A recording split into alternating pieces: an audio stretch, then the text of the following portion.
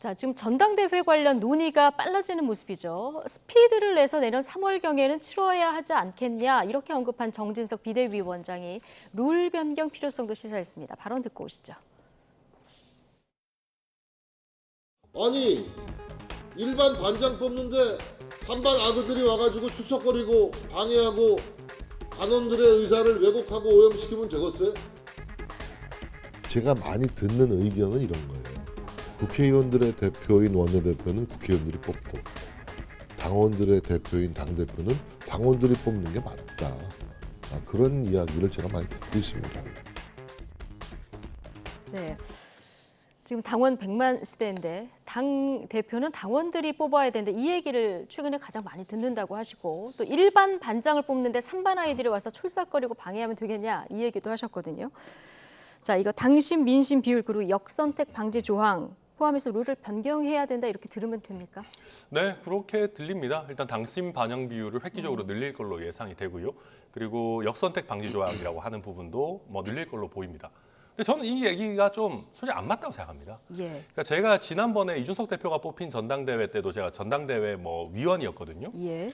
저희가 한 4천 명 정도 여론조사를 합니다. 일반 국민. 근데 4천 명의 국민 중에 뭐 한 절반 정도는 민주당 지지층이시겠죠, 실제로. 근데 그분들 중에 과연 예. 얼마나 내가 국민의힘 전당대회 설문조사 오면은 나는 이 사람이 좋다고 생각하지만 민주당에게 유리한 거는 이 사람이니까 나는 정말 국민의힘을 큰일 나게 하기 위해서 역선택을 할 거야. 그 전화를 받는 사람이 2,000명 중에 몇 명이나 되겠습니까? 예. 그러니까 3반 친구들이 와서 분탕을 칠 수 있는 상황이 아니거든요. 이게 네. 뭐 전 국민 투표도 아니고요. 그분들 골라서 전화를 하는 것도 아니고. 그럼요. 그리고 대부분의 민주당 지지층은요. 제가 여론조사 전문가들한테 물어보니까 어떠냐면요. 국민의힘 전당대회인데 어쩌고저쩌고 하면요. 끊는다는 겁니다. 별로 관심 없으니까. 예. 그래서 아무튼 저도 참 저 논란이 너무 커지는 거 좀 저는 안 맞다고 보고 네. 또 한 가지는 당원 100%로 뽑자 뭐 얘기는 할 수 있죠. 근데 그러면 우리가 국고보조금은 왜 받습니까? 솔직히 우리나라가 전 세계에서 유례를 찾아보기 어려울 정도로 국고보조금 많이 받는 나라거든요. 게다가 선거는 그러면 총선은 당원들만 투표합니까? 네. 확장성이 있어야 되는 건데 선거 앞두고 오히려 확장성을 줄이는 방향으로 간다? 저는 솔직히 좀 이해하기 어렵습니다. 네. 안철수 의원 같은 경우는 일반 반장 뽑는데 일반 학생 절반을 투표 못하게 하는 방법이다 이런 얘기도 했는데 지금 뭐 룰 변경 관련해서 당권 주자들 사이에는 뭐 신경전이 있을 수밖에 없는데 갑론을박이 좀 벌어지고 있습니다. 대체적으로 보면은 친윤계 의원들은 찬성, 룰 변경하는데 그런데 친윤계라고 본인이 얘기하는 윤상현 의원 같은 경우에는 뭐 지금 그대로도 괜찮다 이런 입장이고요. 유승민, 안철수 의원 같은 경우는 지금대로 해야 된다 이런 입장인데요. 어떻게 보십니까?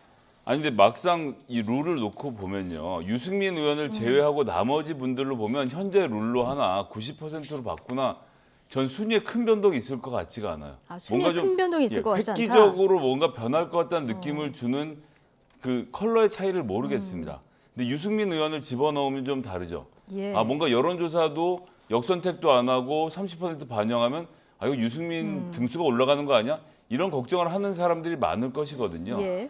그런데 여기 예를 들어서 그 자리에 나경원 의원이나 김기현 의원을 집어넣으면 이게 무슨 변별력이 있겠습니까? 그 말은 다른 말로 하면 이번 룰 변경은 유승민 의원을 안 되게 하려는 룰 변경이다라는 결론으로 도달하게 되는 것이고요.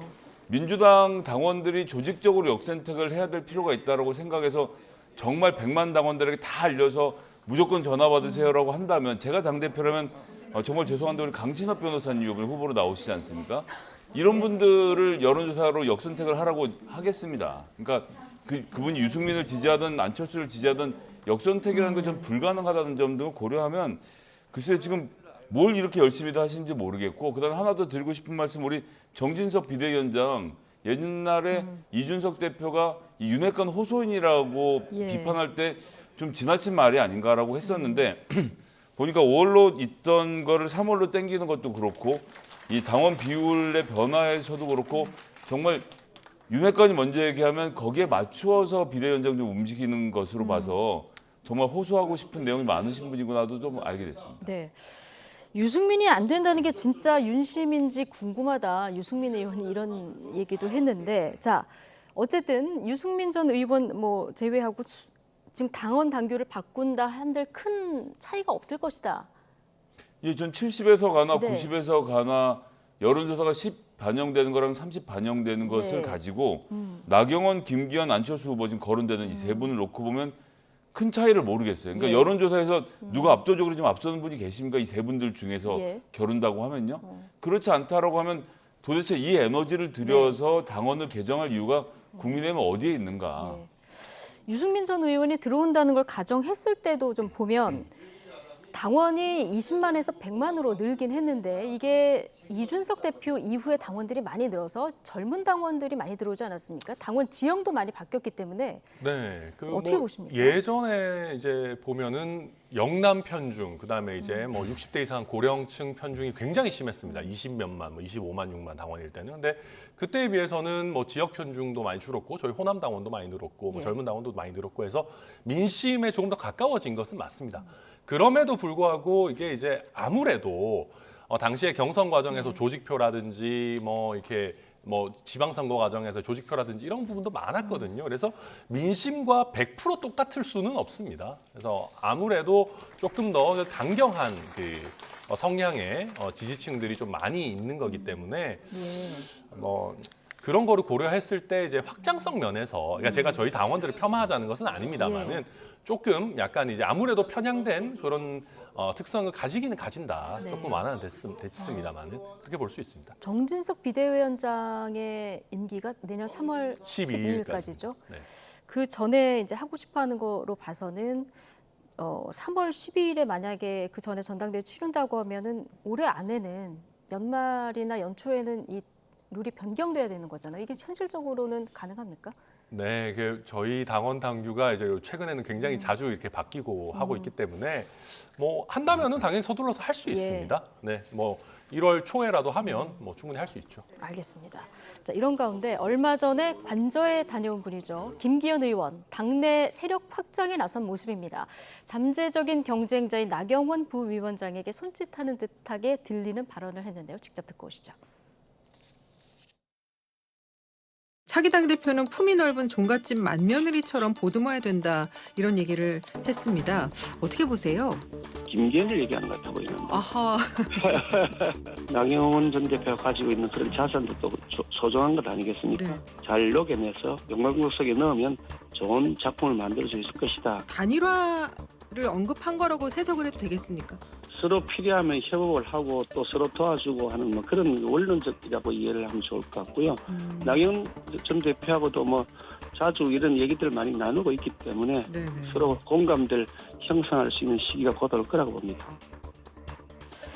차기 당 대표는 좀 품이 넓은 종갓집 맏며느리 같은 사람이 돼야 된다. 나경원 의원이 얼마 전에 이런 얘기를 했는데요. 자, 이 얘기를 들은 김기현 의원이 나다 이렇게 얘기를 했거든요. 어떻게 보십니까? 뭐 여의도에는 언제나 이 난가병이라는 게 있습니다. 네. 내 얘기하는 것 같은데 난가라고 하는데 저는 근데 나경원 의원 같은 경우는 예. 윤석열 대통령께서 당대표 출마하지 말라라고 사실상 고함을 치신 거잖아요.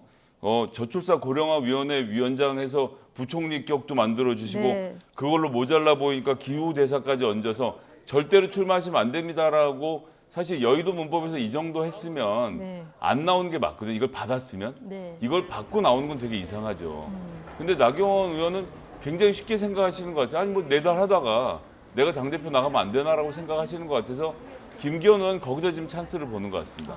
어쨌든 윤석열 대통령이 나경원 의원님 나오지 말라고 하시는 건데 거기 계시고 대신 그 힘을 저한테 밀어주시면 제가 당대표가 되고 난 다음에 다음번 선거까지 쭉 잘 만들어 드리겠습니다라고 지금 제안을 해놓은 상태이기 예. 때문에 나경원 의원께서 정말 출마하실 생각인 건지 아니면 본인 몸값을 높이시는 과정에서 이런 좀 여론을 이용하시는 건지 사실 예.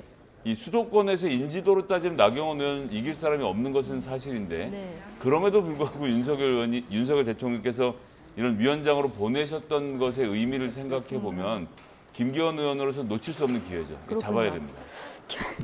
네, 김기현 의원 저출산 고령화 위원회에서 하는 일 굉장히 중요하다. 오늘 뭐 이런 취지의 얘기도 하는데 김기현 의원이 기회를 잡아야 된다 이 얘기를 지금 해주셨는데요. 나경원 전 의원이 사실 당심에서 많은 그 호응을 얻고 있는 것은 사실이라서 그렇죠. 사실 김기현, 나경원 이 단일화 가능성 어떻게 보십니까? 저는 꽤 있다고 봅니다. 저는 김기현 의원이 이거 굉장히 잘 던졌다라고 생각합니다. 왜냐하면 안 그러면 지금 지지율 국면만 보면 오히려 나경원 의원이 단일화를 제안하는 그림이 될 수 있거든요. 예. 근데 지금 김기현 의원 전체적으로 기세가 좋아요. 뭔가 장제원 의원 간의 연대설도 나오면서 부족한 인지도를 좀 조직세로 채울 수 있지 않겠느냐 얘기도 나오고 당신 비율 높아지면은 김기현 의원이 또 수혜 보는 거 아니냐 뭐 이런 얘기도 나오거든요. 네. 그런 상황에서 본인이 이제 아니, 나경원 의원 솔직히 좀 나오면 좀 그렇잖아. 차라리 그냥 나한테 들어와서 용광로처럼 힘을 합쳐. 이런 식의 단일화 화두를 먼저 던진 거라서 네. 요거는 아주 제구가 잘 된 그런 공이었다. 이렇게 생각합니다. 제구가 잘 된 공이었다. 네. 예. 윤심은 어디에 있을 것 같습니까? 윤심은 능력에 있는 겁니다. 재벌 회장들이 그 다음 고를 때 장자에게 세습 안 한 게 더 많거든요. 능력을 지금 다 보고 있는 건데 조건은 딱 두 가지입니다. 자, 유승민 후보를 확실하게 이길 수 있는지 첫 번째고, 두 번째는 그러면서 진실한 윤석열의 사람일 건지, 이 두 가지 조건을 충족한 사람이 있었으면 애진즉 지지를 하셨을 텐데 이게 지금 안 만들어지는 그림, 즉 윤핵관이라고 불리는 분들이 네. 마땅히 당에서 지지를 못 얻고 있어서 뭔가 세력 간의 이합 집산을 해야 되는 상황이 만들어지는 게 윤 대통령으로서는 뼈 아플 것 같습니다. 장제원 의원이 직접 나가서 당대표가 되면 제일 좋은 그림이겠는데, 아니 사실은 그래도 이 정권을 만드는데 1등 공신인 분이 당의 사무총장을 한다? 이런 지금 소문이 나온 것은 전 장제원 의원에겐 개인적으로 좀 모욕적일 거라고 생각하거든요. 근데 어쨌건 지금 상황이 그렇게 돌아가고 있는 것이기 때문에 어떻게든 이 중에서 지금 골라야 되는 상황으로 점점 더 가게 되면 윤핵관들이 어떻게 이합 집산하게 될지도 좀 궁금한데, 여기서 중요한 건 윤핵관들끼리도 뭉치지는 않을 것 같아서 네. 어떤 분이 어떤 분과 함께 러닝메이트를 할지를 뭐 저희로서는 지켜볼 수밖에 없죠. 네. 전당대회 시계가 빨라지고 있는 국민의힘 얘기 해봤고요.